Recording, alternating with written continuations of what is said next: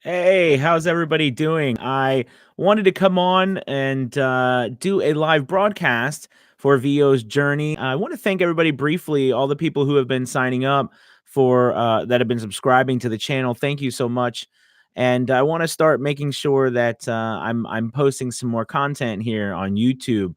It's such a good platform. But I wanted to come on today and talk about as you're just starting out, where can you find work as a new voiceover artist? And there's lots of options out there right now, but I like to talk about what I like to. I don't know if I've coined the phrase or not, but it always comes to me as saying uh, the digital um, the digital agent.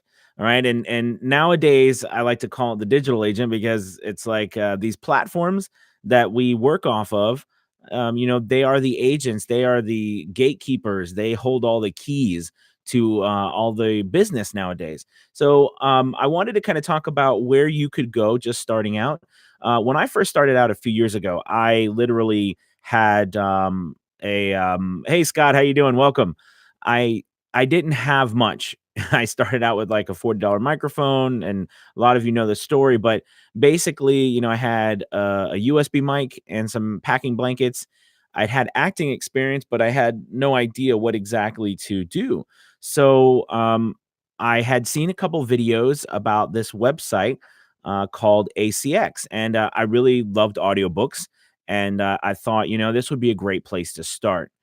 But one of the things about ACX that I like, especially when you're starting out, is you might not be very confident about your demo. A demo is a sampling of your work, kind of like a voiceover artist calling card or their actual business card. It's what we give to people to get business, for them to hear what we can and cannot do. But basically, everywhere you go, they ask for your demo. So if you're just starting out, where do you go without a demo? Well, a good place to start is acx.com, and that is owned by Amazon. And they basically, um, match up authors with producers, which is what they call audiobook narrators. And you audition for these books, and that's the cool part about it, is that when you go to this site, there's tons of auditions, tons of books to audition for, and you don't have to have a demo. You can have demo or samples that you can upload to your profile, but you don't have to. So when I first started, I literally started with no demo, no samples, and I just went on there and started auditioning. I had no idea how to format anything. Now, the other side of that is that you do need to know how to format your stuff. Okay, so that's really important. So you'll need to know how to format, and there's plenty of videos out there. I know I've done some here on the channel that you can check out. But it's just how to format audiobooks on ACX.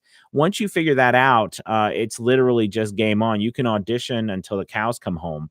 There's books from great paying books to royalty shared, all kinds of things. But that's a great place to start. Now, there's a couple other places to start. There is the freelance websites, and there's many of those. One of the ones that I really enjoy a lot is Fiverr. It's gone through some scrutiny. Some people like Fiverr, some people don't like Fiverr. But I think if you're paying attention nowadays, hey David, thanks for stopping by. I think if you're paying attention nowadays to Fiverr, what you'll realize is there's some very high quality voice work going on there, and people are making a lot of money. I know some voice actors have been featured in like Inc. magazine or Forbes or something, and making six figures a year through Fiverr doing voiceover. So it is a great site, but don't go to Fiverr thinking that it's going to be an easy road, because it's not. It has become a lot more, but with the right sort of training and things, you can do well on Fiverr and make a good amount of money. Upwork is a great site to go to. They just went public recently within the last year, and that's a big site, and they do business all over the world as well. They're more of like a free range, I like to call Upwork. The platform is less stringent maybe as Fiverr, which Fiverr kind of deals with all of the uploading your demo videos. It helps you Fiverr really helps you, I think. But anyways, then there's like Voice Bunny, and I know there's Voice Realm. There's all sorts of different websites that are free for freelancers to get in, and they're good. They really are. So that's a good place to start. The other places to go to are the P2P, or the pay to play sites. And these websites, you basically pay a fee. And for that fee, they let you, or they promote you on their website to audition for jobs from all kinds of different businesses. And these sites are where a lot of the big businesses go to looking for voice actors. So the positive thing about these sites is that, like for example, I just did a few minutes ago an audition for Under Armour. That's really fantastic. I'm not a union. I'm not union, and I have nothing against union, but I'm just not right now. And so, but I'm able to do that audition because they posted that, and I was chosen, as one of the people that could audition for it. But I wouldn't be able to do that anywhere else. But because I paid that and I'm on there, I can. But the downside to pay to play sites is that there are going to be lots of other people auditioning, and these are going to be people who are, trying to get to their top of their game, and it's a lot bigger fish on that site. Big communities on Voice 123, Voices.com.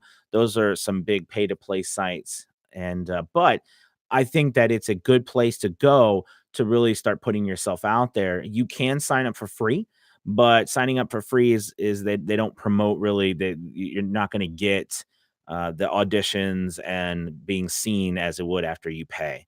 But I wouldn't do it if you don't have a demo, and that's the thing I was talking about before. Starting out without a demo, ACX is by far the best place to go. You can go to Fiverr, but I do know that it's really better to have a demo, once you go beyond ACX, just because people are going to take about 3 to 5 seconds to listen to you. And if you don't have a good showing of what you can do, then, we're going to kind of lose them, I think. All right. So those are really the offerings. Now, you can do direct marketing where you are emailing people right out of the bat, where you're emailing companies, production companies, video production companies, publishers. I've gotten business actually from emailing publishers where I email them and ask them if they wouldn't mind working with me, and though they'll put me on their website. I've gotten business from them referring me, and production companies, social media. That's a place that you can do. These are not avenues in which I want you to think you go to and you just automatically get business. It takes some time and some effort, but you can make it happen. And I want you to think of different places as just, putting your foot in the water and testing it out and seeing which place works. It really helps to do multiple places, but when one place works, you go all in on it. At least that's what I like to do. And then, of course, we talked about social media, and then there is your local community, and you can go and look locally about what jobs, radio stations, things like that you might be able to help out at. So these are some things that you can try out.